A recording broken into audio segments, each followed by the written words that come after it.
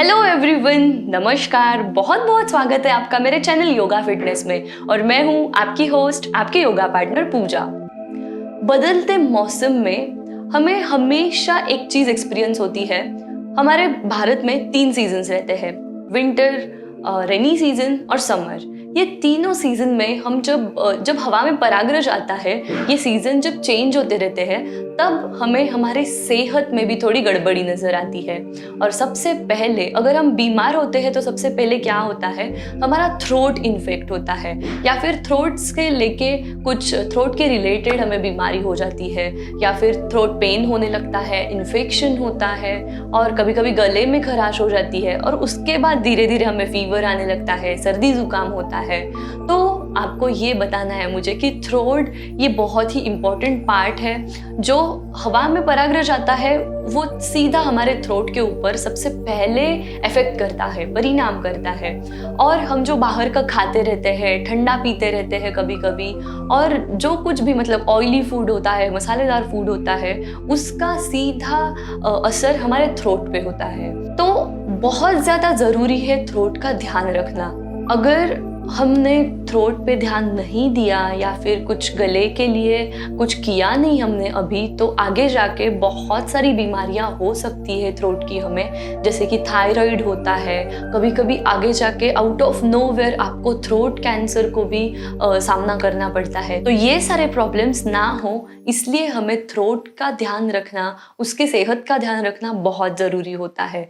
आज के वीडियो में मैं आपको 2 तरह के ब्रीदिंग टेक्निक्स दिखाने वाली हूँ जो हमारे थ्रोट के लिए बहुत ही अच्छे साबित होते हैं। वो थ्रोट को क्लीन करते हैं, डिटॉक्स करते हैं और उसकी सेहत है वो अच्छी रखते हैं। और एक इसके साथ साथ हम योगा पोस्चर भी देखेंगे जो थ्रोट के लिए बहुत अच्छा होता है।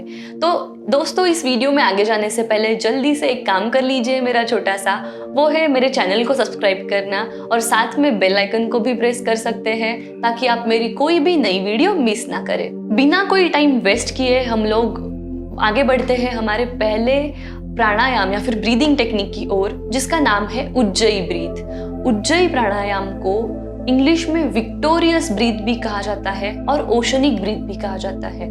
ओशनिक ब्रीथ इसलिए कहते हैं कि हमारे सांसों में एक तरह का आवाज होता है जब हम ये प्राणायाम करते हैं तो, और वो आवाज समंदर के लहरों जैसा होता है, यानी कि ओशन के वेव्स के जैसा होता है, इसलिए इसका ओशनिक ब्रीथ ऐसे भी नाम रखा है। उज्जयी प्राणायाम शुरू करने से पहले हमें सबसे पहले रिलैक्सिंग पोजीशन हमारी चेक करनी है कि ठीक है या नहीं।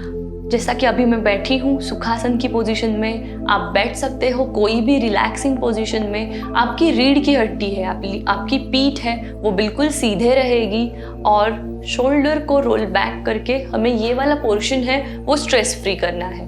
अभी हो गया हमारा बॉडी पूरा रिलैक्स। अब हम देखेंगे उज्जयी प्राणायाम में ब्रीदिंग पैटर्न कैसे होता है। हम हवा को अंदर लेंगे, हम अंदर लेते हैं इनहेलेशन थ्रू। इनहेलेशन इस तरह से होना चाहिए कि हवा को हम एकदम दीर्घ यानी कि लंबी सांस को अंदर लेना है और इस तरह से अंदर लेना है कि हमें एयर पाइप से वो लंग्स में जाते हुए उसको फील करना है।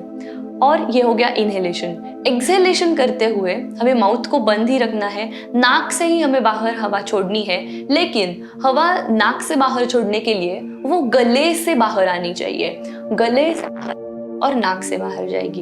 इस तरह से एक्सहेलेशन होगा। मैं आपको करते हुए या फिर प्रैक्टिकल दिखाते हुए अच्छे से समझ में आ जाएगा आपको कि ये कैसे किया जाता है। और यहाँ पे जो साउंड प्रोड्यूस होने वाला है, जो साउंड क्रिएट होगा, वो बाकी लोगों को सुनाई ना दे तो ठीक है, लेकिन आपको एक ओशनिक साउंड वहाँ पे अपने ब्रीथ में सुनाई देना चाहिए। और वो साउंड हमें एक्सहेलेशन में आता है क्योंकि हम अपने गले से हवा को बाहर निकाल रहे हैं, इसलिए उस तरह का आवाज वहां पे क्रिएट होता है। शुरू करते हैं उज्जयी ब्रीथ या फिर उज्जयी प्राणायाम। मुंह को बिल्कुल बंद रखेंगे। इस तरह से किया जाता है उज्जयी प्राणायाम। हमें कंटिन्यूएशन में ये क्रिया करनी है और इससे हम कम से कम 2 से 3 मिनट तक कंटिन्यू ट्राई करेंगे। और यहाँ पे कोई गड़बड़ी नहीं होनी चाहिए, कोई रश नहीं चाहिए, बिल्कुल धीमी गति से आपको जितना कंफर्टेबल लगता है उस हिसाब से आप ये ब्रीदिंग चालू रखेंगे। अब आगे वाला जो ब्रीदिंग टेक्निक है उसे लायंस ब्रीथ भी कहते हैं। हमें ये प्राणायाम एक योगा पोजीशन लेके करना है, उसका नाम है कैट और काउ पोज। कैट और काउ पोज में बैठ के या फिर उस पोजीशन में आके हमें लायंस ब्रीथ टेक्निक करना है, जो हमारे गले के लिए बहुत अच्छी साबित होती है। चलिए देखते हैं इसे कैसे किया जाता है। सबसे पहले तो वज्रासन की पोजीशन में बैठ जाएंगे। इस पोजीशन में बैठने के बाद हमें हाथों को अपने घुटने से थोड़ी दूरी पे रखना है और इस तरह की पोजीशन ले लेनी है। ये हो गया हमारा काउ पोज। काउ पोज में हमारे पीठ में एक तरह का आर्क आता है और काउ पोज में हमें लायंस ब्रीथ के लिए अपने टंग को बाहर निकालना है और यहाँ पे हमें इनहेल और एक्सहेल करना है। इनहेल नाक से होगा, एक्सहेल हमें माउथ के थ्रू मतलब मुंह से करना है। इनहेल, एक्सहेल करते वक्त हमें मुंह को पूरा ओपन करना है।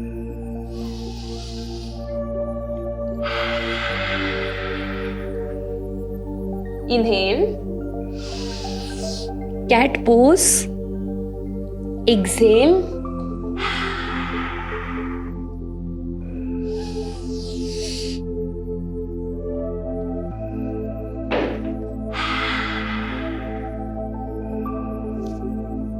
फिर से नॉर्मल पोजीशन में आ जाएंगे।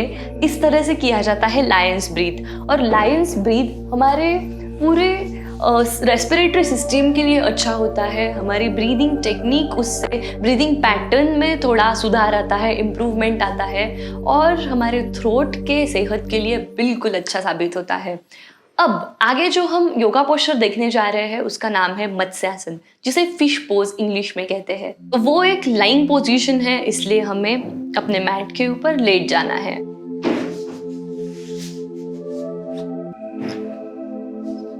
रिलैक्स, दोनों पैरों को सीधा रखेंगे, जोड़ के रखेंगे आपस में, हाथों को हिप्स के पास लेके आएंगे।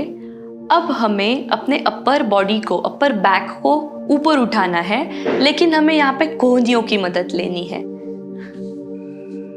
और गर्दन को पीछे की तरफ ड्रॉप कर लेंगे। चेस्ट को पूरी तरह से ओपन करो, हाथों को अपने हिप्स के पास रखना है और ये हो गया हमारा मत्स्यासन का पोजीशन।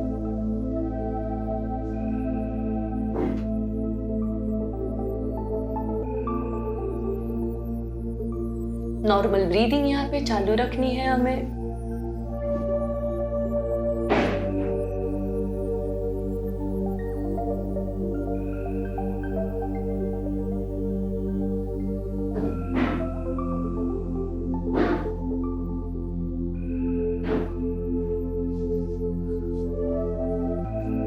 Exhale down. इस तरह से किया जाता है फिश पोज। फिश पोज को कम से कम 5 से 6 बार रिपीट करना है और हर सेट में हमें 30 सेकेंड्स वहाँ पे होल्ड करना है उस पोजीशन में। मैं उम्मीद करती हूँ कि आज का वीडियो आपको अच्छा लगा होगा। आपको कैसा लगा है ये वीडियो, ये मुझे कमेंट करके ज़रूर बता देना। इस वीडियो को ज़्यादा से ज़्यादा लोगों के साथ शेयर कर सकते हो, अपने फ्रेंड्स और फैमिली में भी, क्योंकि उसकी जो हेल्प है वो उनको भी हो जाएगी और उनको भी थोड़ा सा कुछ इन्फॉर्मेटिव वीडियो देखने मिलेगा। इसी तरह से मैं बहुत सारे वीडियोस आपके लिए लेके आने वाली हूँ। आपको अगर कुछ डाउट होगा, कुछ क्वेरी होगी तो आप मुझे कमेंट सेक्शन में बेझिझक पूछ सकते हो। अगर आपको कुछ मुझे सजेस्ट करना है तो वो भी आप लिख के भेज सकते हो। फिलहाल तो इस वीडियो के लिए मैं और एक टिप देना चाहूँगी कि सिर्फ आपको योगा करके या फिर सिर्फ एक्सरसाइज करके कुछ नहीं मिलने वाला। हमें अपने आहार के ऊपर भी ध्यान देना है। अगर हमें अपने थ्रोट को अच्छा रखना है, उसकी सेहत ठीक रखनी है, तो आपको कुछ भी बाहर का ठंडा गर्म इस तरह से कुछ खाना नहीं चाहिए या फिर मसालेदार ऑयली ज़्यादा खाना नहीं चाहिए, क्योंकि गले में खराश इसी की वजह से होती है। जो सारे वायरसेस हैं वो इसी की वजह से हमारे गले में जाते हैं। इसलिए बाहर के खाना थोड़ा ज़्यादा से ज़्यादा आपको अवॉइड करना है, ठंडा खाना थोड़ा अवॉइड करना है, तो आप अपने थ्रोट को बिल्कुल अच्छा रख सकते हो। इस वीडियो में हम यहीं पे रुकेंगे, लेकिन मैं मिलूंगी आपको बहुत जल्द एक न्यू टॉपिक के साथ। तब तक के लिए ख्याल रखें अपना, अपनों का। नमस्ते।